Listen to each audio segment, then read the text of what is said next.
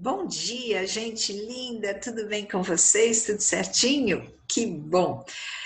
Pessoas da minha vida, deixa eu explicar uma coisa para vocês. A aula hoje vai ser de correção de literatura das páginas 287 a 291, tá bom?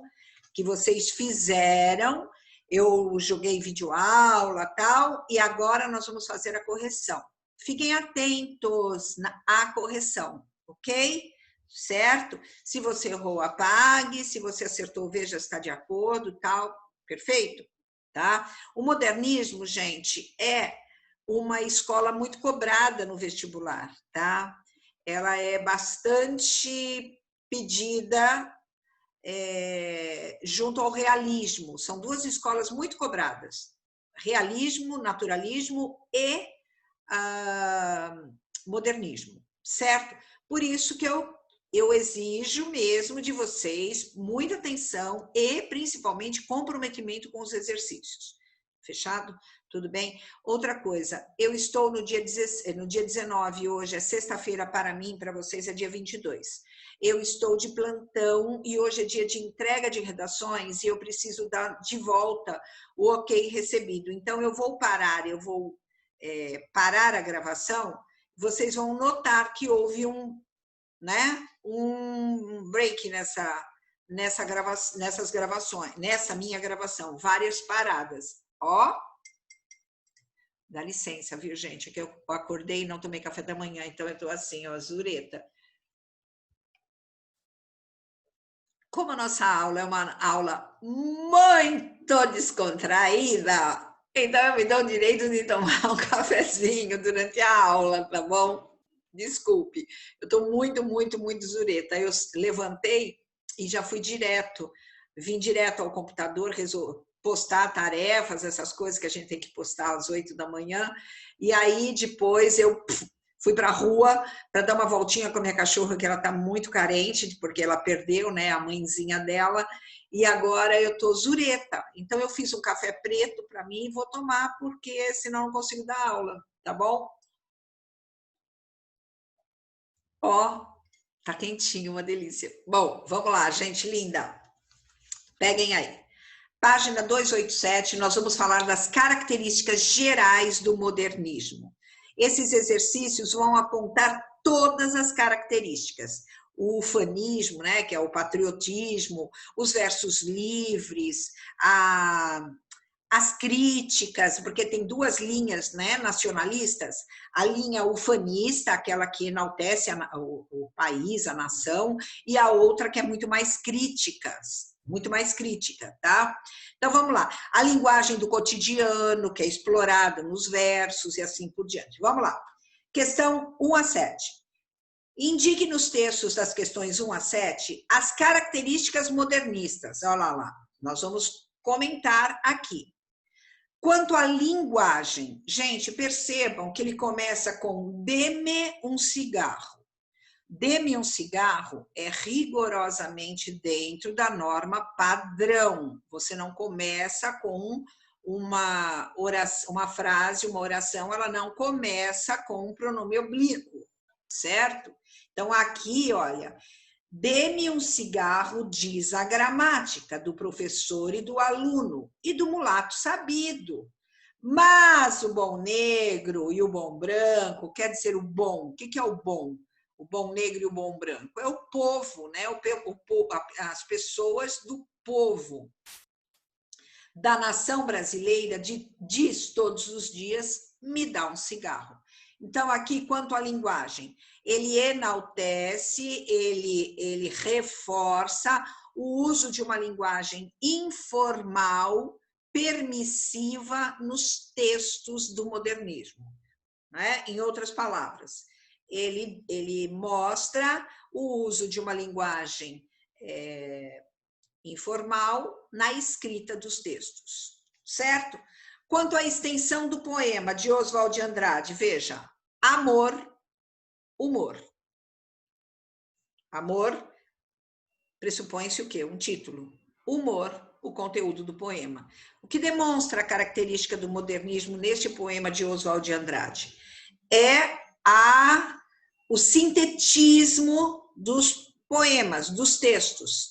Textos mais sintéticos, tá? Gente, apitou. Pronto, já encaminhei. Textos mais sintéticos e o que nós chamamos aqui, gente, é um poema elíptico. Elíptico mental. Por que elíptico mental? Porque atrás destas palavras escondem-se deduções, né? Aquilo que se quer passar. Amor, humor. Há várias sugestões com estas duas palavras neste poema, certo? E é também chamado de poema pílula, porque ele é pequeno e ele induz a vários pensares, ok? Vamos ver a outra. Quanto ao tipo de verso empregado à temática e à temática explorada. Chove, sorriu uma garoa de cinza, muito triste, com um tristemente longo, a casa Cosmos não tem impermeáveis em liquidação, mas nesse Largo do Aroche posso abrir meu guarda-chuva paradoxal, este lírico plátano de Rendasmar. Primeiro, esse poema de Mário de Andrade, gente, ele é um poema de versos livres, né? De versos livres, ou seja, ele não tem rima nem interna e nem externa. Além disso, gente, ele faz neste poema, a temática dele é o cotidiano, as ruas de São Paulo, né? Casa Cosmo, Largo do Aroche, é um cotidiano de alguém, né? O dia a dia da chamada Pauliceia desvairada. Esse Pauliceia desvairada era uma temática muito forte no modernismo. Pauliceia, porque vocês sabem que o modernismo surgiu com a Semana de Arte Moderna em São Paulo, foi o seu marco em São Paulo. Então, Pauliceia é tudo aquilo que se agrupa na cidade de São Paulo. E desvairada, por quê? Porque ele veio para revolucionar, né? Enlouquecer os tradicionais, certo? Então, está aqui uma fala do cotidiano sobre o Largo do Aroche, a garoa, né? Porque São Paulo é conhecida como a terra da garoa, muito cinza, né? Muito chuvisco e assim por diante. O 4. Quanto à relação com a tradição literária. Não permita, Deus, que eu morra sem que volte para São Paulo, sem que veja a Rua 15 e o progresso de São Paulo. Oswald de Andrade, gente, aqui é uma paródia, tá? Ele faz uma relação com o poema, lembra daquele não permita, Deus, que eu morra sem que volte para lá. Esse poema, gente, de, se não me engano, Gonçalves Dias, ele traz aqui uma paródia com relação aos versos de uma escola literária antiga. Se não me engano, é a Canção do Exílio. Minha terra tem palmeiras onde canta o sabiá. As aves que aqui gorjeiam, não gorjeiam como lá. E esse poema é muito longo e ele termina. Não permita, Deus, que eu morra sem que volte para lá. E aí continua, tá? O poema, que eu não sei todo de cor, porque ele é extenso. É isso. Então, resposta quanto à relação com a tradição literária. Ele faz uma paródia de uma poesia chamada Canção do Exílio, de uma escola tradicional chamada... ele faz uma paródia de uma escola tradicional nos versos de Gonçalves Dias, cujo título é Canção do Exílio. Certo? E agora, gente, lembrando, por que ele faz esta paródia? Ela é irônica, entendeu? É uma paródia irônica, que é uma característica do modernismo. O modernismo tende a ser irônico, sarcástico. Aqui ele diz, olha, não permita Deus que eu morra sem que volte para São Paulo, sem que veja a Rua 15 e o progresso de São Paulo. No poema de Gonçalves Dias, ele exaltava a natureza, a beleza, a paz, a tranquilidade, o verde. Aqui ele mostra o quê? O caos, né? Com relação ao modernismo, a agitação, não é? A vida pungente do modernismo, tá bom? É, portanto, uma ironia, tá? Com relação quanto à relação com as classes sociais, ó, eu insulto o burguês níquel, o burguês. O Mário de Andrade aqui, como característica do modernismo, eles são contra toda e qualquer burguesia, né? Aquilo que a classe média... Se bem que aqui é o seguinte, tá, gente? Desculpa, mas eu vou ter que falar. Desculpa. Eles criticam os modernistas, Oswald de Andrade, Mário de Andrade, eles criticavam tanto os burgueses, mas eles eram os próprios burgueses, tá? Com uma roupagem modernista. Porque se você conhecesse os bastidores desses poetas, você vai perceber que eles viviam uma vidinha burguesa de classe média. Tá? Que eles tanto criticam. Eles não são poetas da rua, eles não são poetas do povo. Por que não? Porque eles não vão às ruas, eles não iam às ruas. Eles eram pessoas que tinham um poder aquisitivo razoável, entendeu? Que se uniam em grupos na casa de um e de outro, fumavam e bebiam seu esquinho, entenderam? Então, gente, desculpa, é isso que eu não gosto muito no modernismo, é esse falso protesto, entendeu? Esse falso protesto. Tarsila do Amaral vem de uma família que era de fazendeiros, entendeu? Então, isso me irrita um pouco no modernismo, de verdade, sabe? O romantismo, apesar deles serem garotos estudantes, mas eles se entregavam de corpo e alma àquilo que eles acreditavam. Modernismo não, viu, gente? Desculpa. Há quem defenda muito os modernistas. Eu tenho um asco com essa escola literária, entendeu? Pela mensagem falsa que eles tentam passar deles mesmos, é isso que me irrita, não é a obra não, mas o que eles passam, a falsidade da própria imagem que eles querem passar, isso eu não curto não. Então, na letra A, vejam, há uma crítica com relação à burguesia, e no poema B, eles se identificam com a gente humilde. Entendeu? Tudo bem, vai. Pula minha crítica.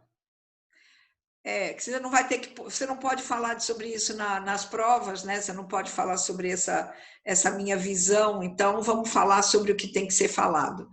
Na letra A, ele faz uma crítica à burguesia, e na letra B, ele se assemelha, eles são solidários ao povo humilde, tá? Agora eu quero cantar uma história muito triste, que nunca ninguém cantou, a triste história de Pedro, que acabou qual principiou. Vida foi de trabalho, vida o que o dia espalhou. Adeus, bela natureza, adeus, bichos, adeus, flores. Tudo o rapaz, obrigado pela oficina, largou. Perdeu alguns dentes e pouco antes de fazer 15 anos, na boca da máquina, um dedo Pedro deixou. Mas, depois de mês e pico, ao trabalho ele voltou, e quando em frente da máquina pensam que ele teve ódio, não, Pedro sentiu alegria, a máquina era ele. A máquina era o que a vida lhe dava, e Pedro tudo perdoou. Aqui é uma associação ao povo humilde e trabalhador. Tá bom? Vamos lá. Quanto ao posicionamento em relação à pátria, é aqui que eu falo. O poema A, ele é ufanista, ele é patriótico, ele exalta a terra, o Brasil. Em contrapartida, na letra B, ele é crítico, ele é mordaz, ele faz uma crítica ao Brasil, tá bom? Questão 7, só um minuto. Vamos lá, gente linda. A questão 7. A questão 17 diz assim: quanto ao aproveitamento da matéria-prima nacional, tá? Ou seja, usando o Brasil nas temáticas, como eles enfocam tudo isso? No poema de Manuel Bandeira, ele dá foco à beleza natural. Ele enaltece uma beleza do país, tá? É uma linha mais nacionalista, da paisagem natural. Na letra B, gente, o Oswald de Andrade, ele já tece uma crítica, usando fatos históricos do Brasil, certo? Ele ironiza criticando. E no C, capeta, dente de ouro, tome galinha preta. Folclore brasileiro. É outra linha de abordagem também, tá? Eles exploram muito o folclore brasileiro também. Certo, gente? Então, estas são as características que apresentam o texto modernista. Certo? Entenderam? Tá fechado? Vocês viram que com pedacinhos de poemas a gente viu toda a característica modernista. Mais fácil do que ficar assistindo teoria, que nós já assistimos, é óbvio, mas botando a mão na massa, na prática, fica mais fácil de compreender, certo? Agora, gente, são aqueles 2 manifestos que são marcos do modernismo no Brasil. O manifesto Pau-Brasil e Antropófago, que é aquele que vocês assistiram a videoaula que eu passei aí para vocês, né? Se não me engano, do próprio curso Etapa, se não me engano, tá bom? Porque são tantas aulas que eu passo. Certo, gente? Então, vamos agora corrigir até a página 291, famoso quadro Abrapuru de Tarsila, do Amaral, tá bom? Vamos lá, só vou responder um e-mail de recebido que acabou de apitar. Vamos lá, meus anjos. Questão 1. A poesia existe nos fatos. Os casebres de açafrão e de ocre nos verdes da favela sob o azul cabralino são fatos estéticos. O carnaval no Rio é o acontecimento religioso da raça. Pau-Brasil. Wagner submerge ante os cordões de Botafogo. Bárbaro e nosso. A formação étnica rica. Riqueza vegetal. O minério. A cozinha. O vatapá. O ouro e a dança. Caracterize a linguagem empregada por Oswald de Andrade. Gente, aqui é uma linguagem telegráfica, né? Elas são de períodos curtos, normalmente nominais, onde não há o verbo. Frases justapostas, ou seja, uma frase seguida a outra, né? E elas são normalmente frases nominais. Olha só, a formação étnica rica, não há verbo. Riqueza vegetal, não há verbo. O minério, não há verbo. A cozinha, não há verbo. O vatapá, o ouro e a dança. Vejam, são frases justapostas. Elas são uma encaixada a outra, com pequenos períodos nominais, tá? Frases nominais. Letra B. Comente o projeto que Oswald estabelece para a poesia brasileira. Eles querem, gente, o Oswald, ele busca mesmo, ele defende... Só um minuto que o telefone agora está tocando. Gente, desculpa, eu vou continuar. Ainda bem que vocês não percebem, né? Porque... Mas... Tá, eu estou de plantão e também estou de plantão no colégio, porque hoje eles estão enviando os boletins para vocês, dia 19, né? Então, para os pais de vocês e tal. Então, eles às vezes param porque eles querem pedir algum esclarecimento. Então, vamos lá, gente. Qual era a questão? O projeto que Oswald estabelece para a poesia brasileira. Então, é um projeto nacionalista, né? Ele quer exaltar o que é nosso e não o que vem de fora, tá bom? É isso. 2. O lado doutor, o lado citações, o lado autores conhecidos. Comovente. Rui Barbosa, falar difícil. Fatalidade do primeiro branco aportado e dominando politicamente as selvas selvagens. O bacharel. Não podemos deixar de ser doutor. Não podemos deixar de ser doutores. No excerto acima, qual o recurso de linguagem usado por Oswald? Gente, nesse daqui, nesse texto, ele usa ironia, tá? Ele usa a ironia. Por que ironia? Porque ele faz uma crítica... a própria letra B responde à letra A. Agora que eu vi, olha. Indique o traço da literatura brasileira daquele momento que ele critica. Ele critica o falar difícil, né? Ele critica o elitismo, ele critica a erudição. O que é erudição? O falar mais tradicional, né? O escrever tradicional. O beletrismo. O que é beletrismo? A beleza do letramento, que é ironizado, beletrismo, que é a língua dos doutores. No caso, ele fala naquele símbolo dos doutores, quem era? Rui Barbosa. Tá? Ele critica o falar dos doutores na figura de Rui Barbosa. Tá bom?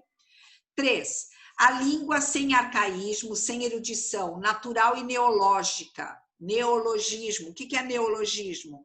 É a invenção de palavras que não existem no vocabulário daquela língua, tá? Isso se chama neologismo, o inventar de línguas. Quem gostava muito de criar neologismo era Guimarães Rosa, tá? Não é uma novidade no modernismo, não. O neologismo já foi muito utilizado por Guimarães Rosa.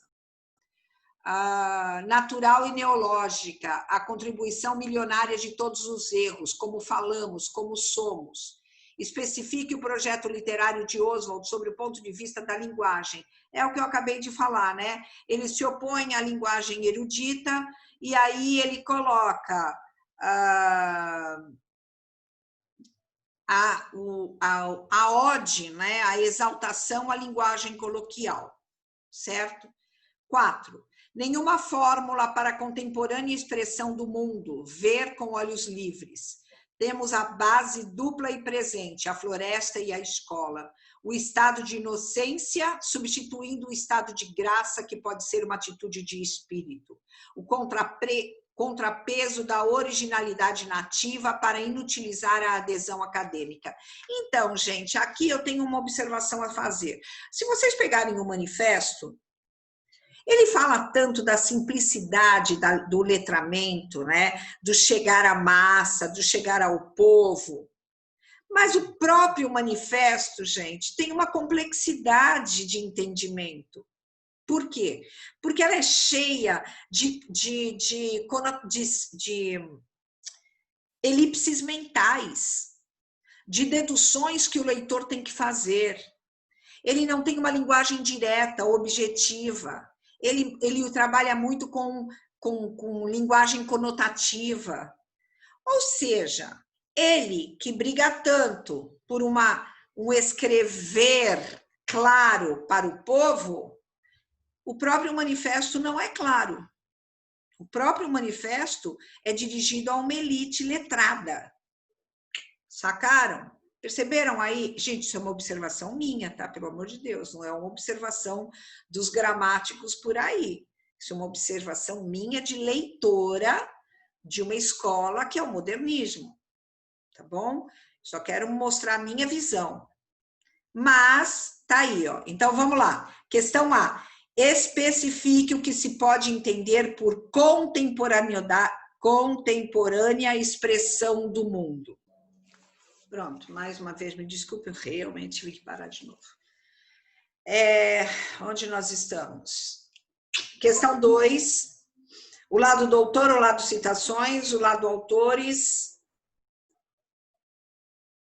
Aqui já foi. 3. A língua sem arcaísmo, sem erudição natural e neológica, a contribuição milionária de todos os erros, como falamos, como somos. Já falei também. 4. É no 4 que eu estou. Desculpa, tá, gente? Aqui eu tive que interromper muitas e muitas vezes, e aí acabo me perdendo. Mas vamos lá. Especifique o que se pode entender por contemporânea expressão do mundo. Aqui, gente, o que ele fala é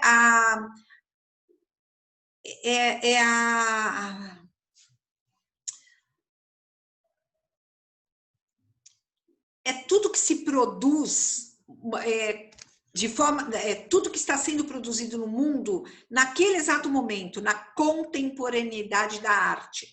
Aqui ele vai exaltar, o que ele está querendo dizer com essa exaltação aqui? Contemporânea expressão do mundo. É o dadaísmo, é o cubismo, né? Que na arte traz essa quebra do tradicional, tá? O abstracionismo, né, que vocês já estão estudam em história da arte. É exatamente isso que ele está querendo dizer. Essa forma de expressão moderna, contemporânea. Aí envolve todas as artes. A escrita, a musical, a plástica e assim por diante. Fechou? O que significa ver com olhos livres? Aqui é o romper do tradicional. É não copiar nada daquilo que vem de fora, entenderam? É isso que ele está querendo exaltar, certo? Ai, gente, eu não quero parar, mas eu preciso de alguma forma dar uma olhada aqui, mas vamos conseguir. Ver com olhos livres, então é isso. Ele quer libertar-se daquela tradição, não é? Acabar com o que é tradicional.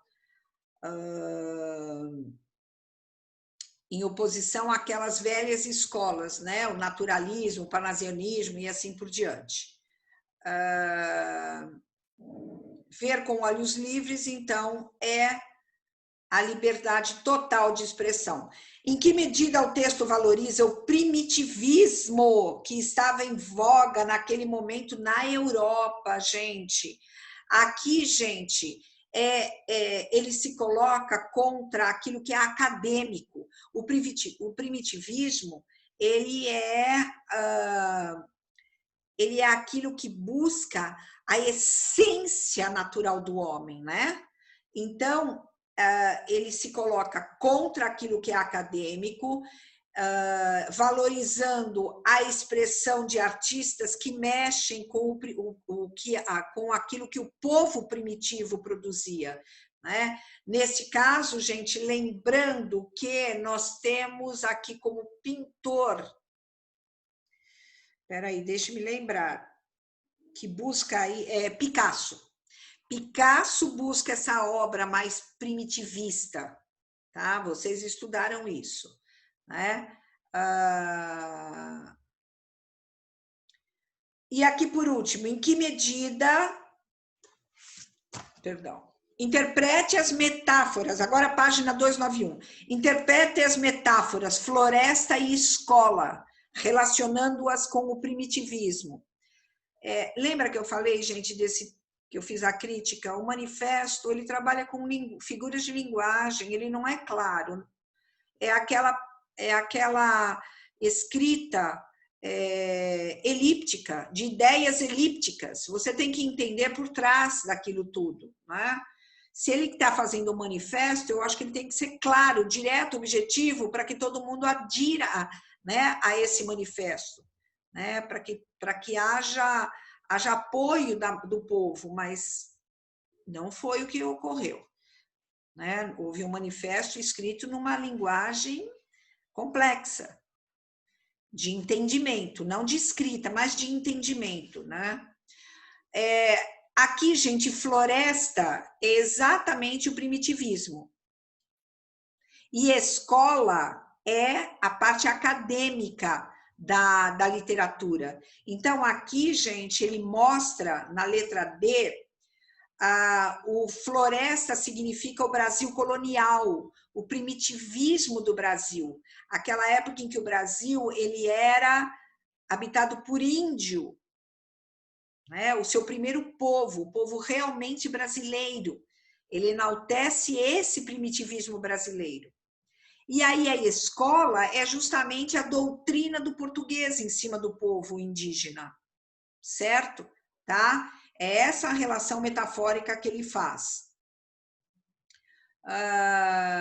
Ele quer resgatar esse Brasil primitivo, dos primórdios, antes da invasão do português, tá bom?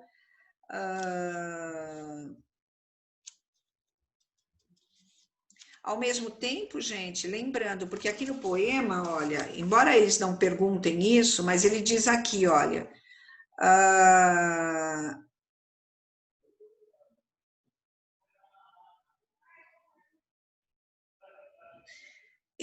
não, ao longo do manifesto, não está nesse trecho, mas ao longo. Chegou outro e-mail. Mas ao longo do manifesto, gente, o que ele quer, na verdade, não é romper definitivamente com aquilo que nos foi trazido pelo português. Ele quer que haja um equilíbrio, tá?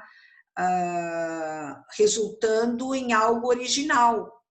Então, a modernidade tecnológica associada à artística. Ele não rompe com essa modernidade tecnológica. Tá? Isso que foi trazido de fora, ele não rompe. Bom, 5. Leia o trecho abaixo, o Manifesto Antropófago. Só a antropofagia nos une, socialmente, economicamente, filosoficamente. Olha a escrita, tá vendo? Encadeada. A justaposição. Só me interessa o que não é meu. Lei do homem, lei do antropófago. Só me interessa o que não é meu. Lei do homem, lei do antropófago. A antropofagia é uma prática que faz parte da cultura histórica brasileira, da qual há notícia a partir do começo do século XVI. Em que consistia a prática da antropofagia, gente? Se devoravam os inimigos, né? Quando eles havia por trás, gente, um culto religioso nisso. Ao você devorar o inimigo, você comia, né, entre aspas, você adquiria as qualidades, as boas qualidades, o poder, né, a força, a coragem, né? Então, a antropofagia, ela tinha como um cunho religioso de crença que ao devorar o seu inimigo, você comia dele, entre aspas, o que era bom, a força, o lado positivo para melhorar a força daquela tribo. Na arte, gente, ele mostra esse procedimento nos poemas de Juca Pirama, de Gonçalves Dias. Tá? Era encontrado no poema de Gonçalves Dias essa prática da antropofagia. Gonçalves Dias não era modernista, tá, gente? Em Juca Pirama, ele mostra o intuito da antropofagia, das tribos antropofágicas. Letra B. Comente em que medida Oswald usa a palavra antropófago como metáfora de um processo cultural. Ele propunha, gente, a deglutição, o devorar da cultura estrangeira recriada segundo as nossas tradições e os nossos costumes, originando algo com a nossa cara. Então, o que ele diz? Que nós temos que, dizia, que nós tínhamos que devorar, deglutir aquilo que vinha de fora para construir algo novo, tá? Algo com a nossa cara.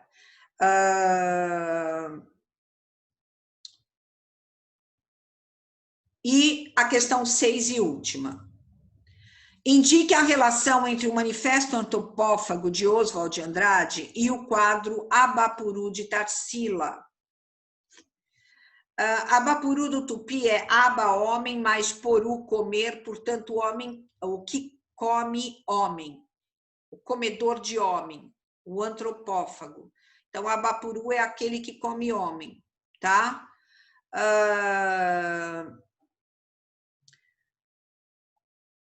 Esse quadro, gente, foi dado de Tarsila para Oswald de Andrade. Ela pintou para Oswald de Andrade. Na ocasião, ela era esposa dele, tá? E é uma figura mítica surrealista, desproporcional, com seus pés enormes que estão presos ao chão, encontrar-te com a cabeça pequenininha, né? Numa paisagem bem tropical, tá? Numa paisagem bem tropical, você vê aí, ó, o cacto de uma caatinga, o sol escaldante, né? Esse quadro, ele foi o ponto de partida desse movimento antropofágico, pois teria levado o Oswald a ideias para escrever o manifesto. Então, esse quadro foi a base, né, para ele pensar nesse manifesto antropofágico, tá bom? É isso, gente. Então, indica essa relação do manifesto. O manifesto surgiu porque Tarsila presenteou Oswald, quando ela era esposa dele, com este quadro, e que simboliza esta figura mítica, né? Simboliza o homem que come homem, né? O antropófago. Ele tem, olha, vejam, cabeça pequena, corpo desproporcional à cabeça, numa paisagem rústica. É a simbologia, né, do homem deformado, né?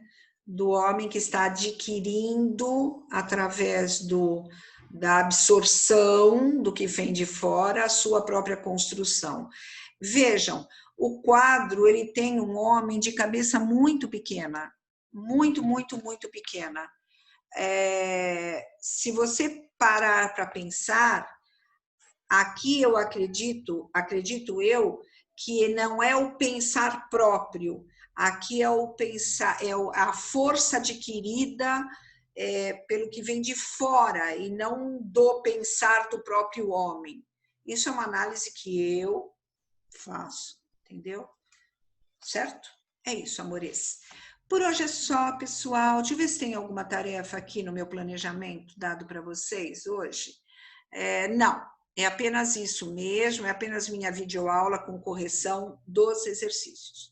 Espero que vocês tenham entendido, tá? Tudo. E é isso. Fiquem com Deus. Tchau.